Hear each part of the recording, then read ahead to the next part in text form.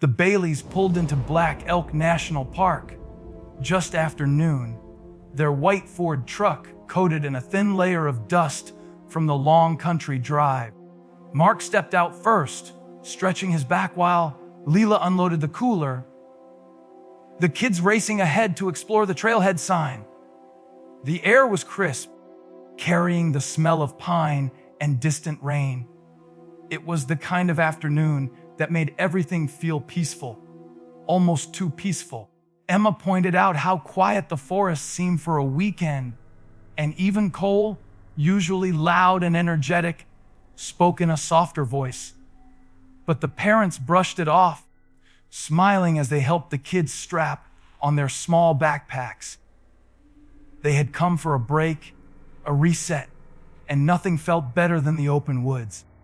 The park ranger at the entrance station, an older man with tired eyes, had mentioned something unusual, a warning about early sunsets in this part of the forest, how shadows moved quicker than they should. Mark laughed it off politely, assuming it was just local superstition, but the ranger didn't smile back. Instead, he watched the family drive off with a strange look, like he wanted to say more, but decided against it. As they made their way deeper into Black Elk, the trees grew taller, the light dimmer, and the path narrower. Leela looked at the GPS once and frowned.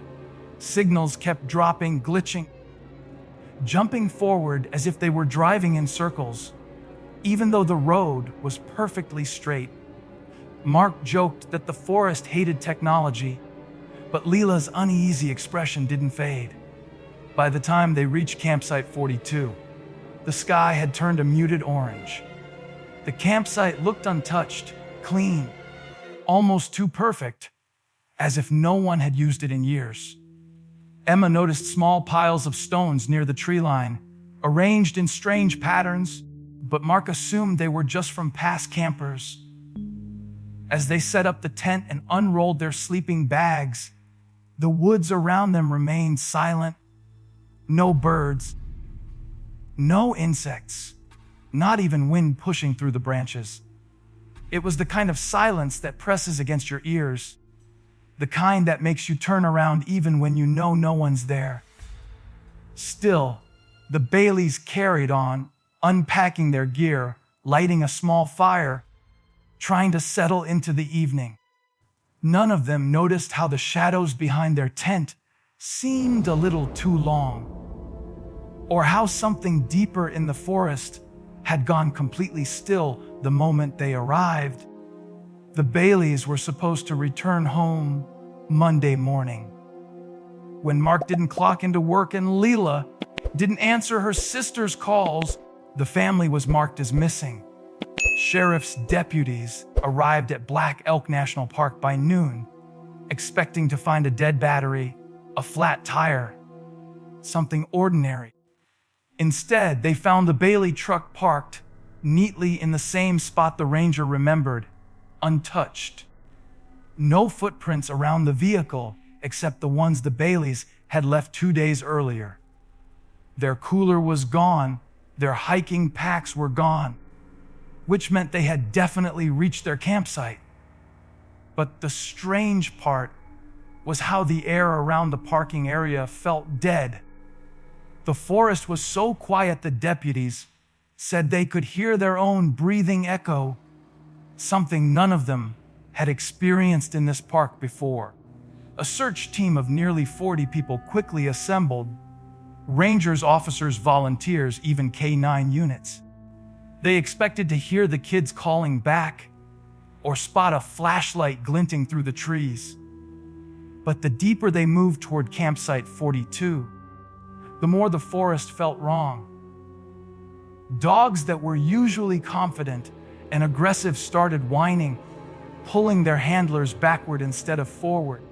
Radios crackled with static, losing connection only within a 3-mile radius of the Baileys' site, functioning perfectly once rescuers stepped out of that invisible zone. One volunteer described the woods as too thick for the amount of trees. like the darkness between trunks wasn't natural shadow, but something taking up space. Hours turned into days. Helicopters scanned the forest from above, capturing heat signatures of deer and foxes. But never a single trace of 4 humans.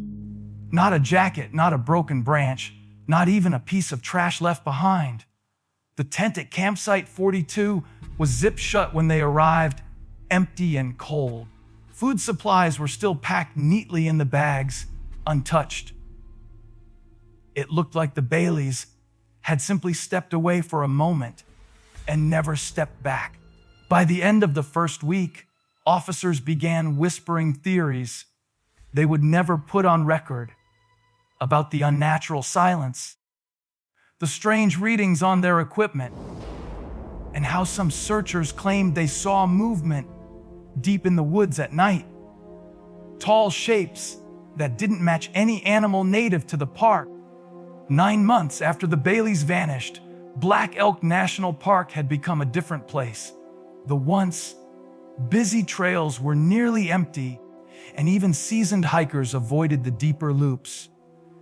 Rumors had spread, stories of strange lights between the trees, echoes that didn't match any voice, and the unsettling feeling of being watched. Ranger Eli Warren was one of the few still willing to patrol the area regularly. On a late summer morning, with heat simmering over the forest floor, Eli followed his routine route along the old fire road. Everything seemed normal until his radio cut out without warning.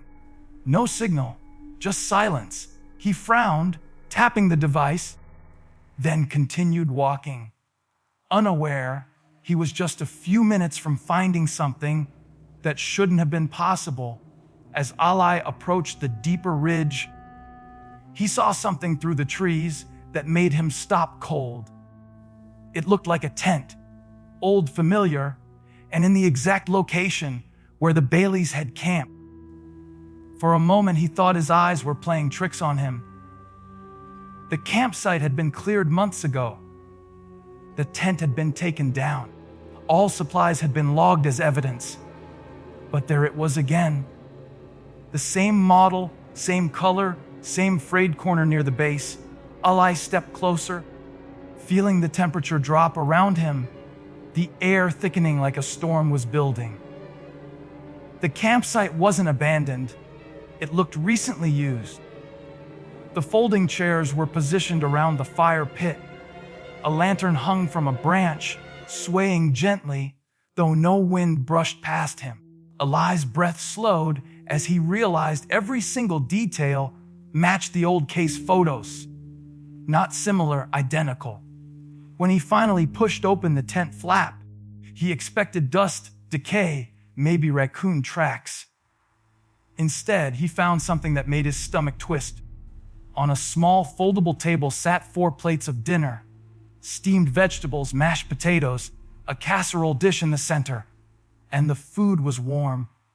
Not reheated warm, not sun warm, but fresh warm, as if the family had just stepped outside minutes earlier. The air inside the tent held the faint smell of spices, mixed with something else he couldn't place. Something metallic. His flashlight flickered even though the batteries were new. On the table, beside the plates, lay a small tape recorder. The play button was pressed down, the tape slowly turning. Eli didn't touch it. He just stared, frozen, listening to the quiet hum of the recorder turning in a place where no sound should have existed at all. Eli stood frozen in the tent, staring at the small tape recorder like it was something alive. The device looked old, more than a decade old, scuffed along the edges, dirt caught in its buttons. But it was running. The tape inside spun steadily, the low mechanical hum filling the silence. Eli finally forced himself to crouch down and press stop. His hands trembled. The forest outside seemed to exhale the moment the tape clicked still. After a few seconds, he pressed play. The recorder crackled before a soft, trembling voice filtered through the tiny speaker. It was Leela Bailey. There was no mistaking the fear in her voice. Her message started calmly, but the tremor beneath her tone grew with every sentence. She described how the woods felt wrong that night, how the shadows around their campsite bent the wrong direction, how Emma swore she saw someone standing in the tree line after midnight, tall, thin, unmoving. Leela said she didn't believe her daughter at first until she noticed the same figure hours later, just at the edge of the lantern glow. She whispered that the temperature had dropped almost instantly and that the forest had gone completely silent, as if every living thing had fled. While her voice played through the recorder, Eli felt that same cold settling around him, like the air in the tent was reacting to the words. Each breath came out in a thin cloud, even though it was late summer and the day outside had been scorching hot. Then came the part of the recording that made Eli's throat tighten. A loud crash erupted in the background, something heavy snapping branches, moving fast. Leela gasped, whispering, "It's closer, it's right behind the tent." Her voice broke into frantic breaths as the sound of footsteps, heavy, dragging, uneven, closed in. Something brushed the tent walls, making the fabric tremble. A child's scream echoed faintly, followed by Cole's voice yelling for his dad. Leela choked out one final sentence before the tape dissolved into static. "If anyone finds this, don't stay after sunset." After that, nothing. Just empty white noise, sharp and endless, filling the tent like a warning that hadn't finished being delivered. Investigators rushed to the site within hours of Eli's report, but by the time they arrived, everything had changed. The once warm plates of food were ice cold, as if they'd been sitting untouched for days instead of minutes. The lantern that had been softly glowing for Eli now flickered weakly, then died the moment the first detective stepped inside the tent. Even the footprints Eli swore he saw, the faint impressions near the tent's front flap, were gone, replaced by smooth, untouched dirt. It was as if the forest had deliberately wiped the scene clean before the others arrived. The investigators exchanged uneasy glances, quietly frustrated, but too unsettled to say what they were really thinking, that the forest itself didn't want witnesses. Still, Eli couldn't shake the detail he'd seen before anyone else arrived. When he first approached the campsite, before calling it in, before touching the recorder, he swore he saw the tent zipper moving, sliding downward in one slow, deliberate motion, like someone was crawling out or had just slipped inside. At first, he thought it was wind, but there had been no wind at all. Then he thought maybe an animal had brushed it, but no prints surrounded the tent, and the movement hadn't been quick or random. It was slow, careful, almost intentional.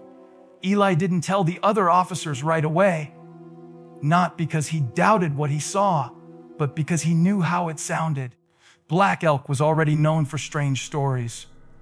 No one wanted another one, but the forest wasn't done.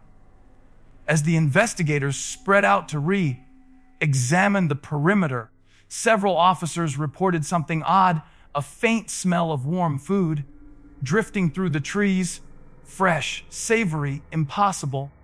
The same food that had turned stone cold inside the tent.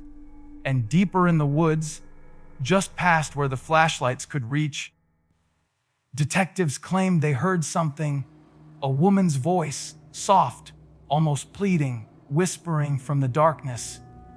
They couldn't make out the words, but the tone was unmistakable, fear mixed with urgency.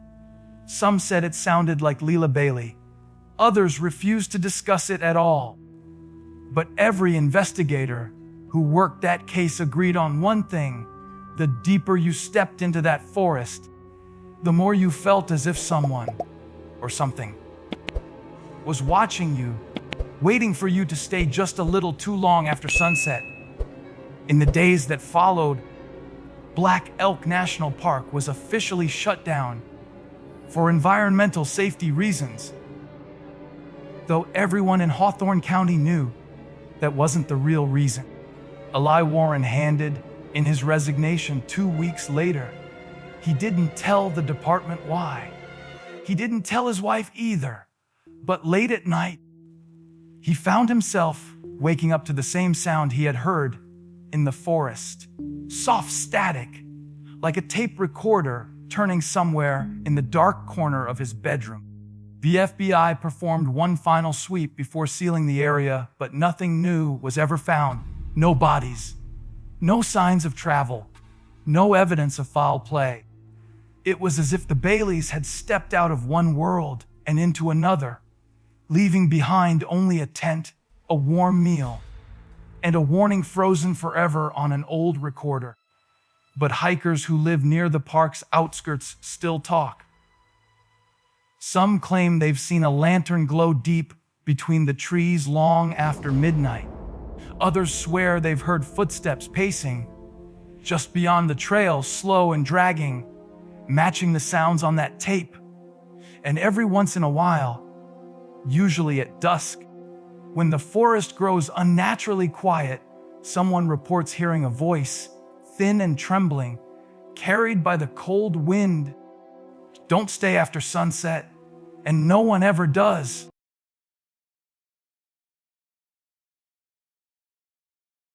If you liked this video, don't forget to hit that like button, share it with your friends, and drop your thoughts in the comments below. Most importantly, subscribe and hit the bell icon so the next secret finds you first.